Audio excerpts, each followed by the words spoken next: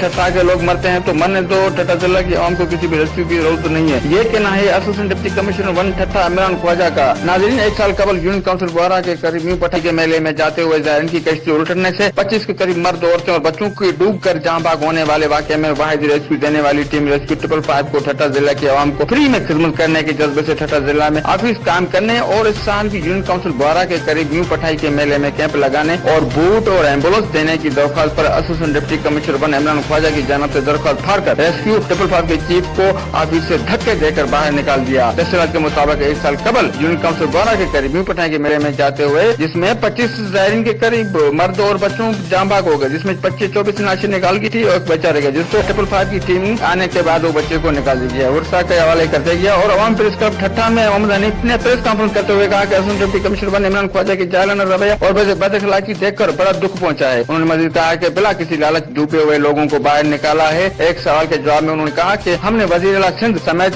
STDC के minister वजीर आला अफसरान के खिंजर झील में अपने फ्री में अपनी खिदमत पेश कर देने के दरख्वास्त दे चुके हैं, मगर समझ नहीं आ रहा है कि सैली पट्टी के लोगों की खिदमत करने से हमें क्यों रोका जा रहा है। इस मौके पर उन्होंने वजीर आला सिंध से मुअज़्ज़ज़ अली शाह, वजीर सियाहत, कमिश्नर हैदराबाद और दीगर आला अफसरान से गुजारिश की है कि खुदारा हमें इंसान जात की खिदमत और डूबने वाले लोगों को बाहर निकालने के लिए ठट्ठा जिला में ऑफिस काम करने और बूट और एम्बुलेंस के जरिए हमारी खिदमत करने को मौका फराहम किया जाए। कैमरा टीम के साथ अल्ताफ नारेजो, राज न्यूज ठट्ठा।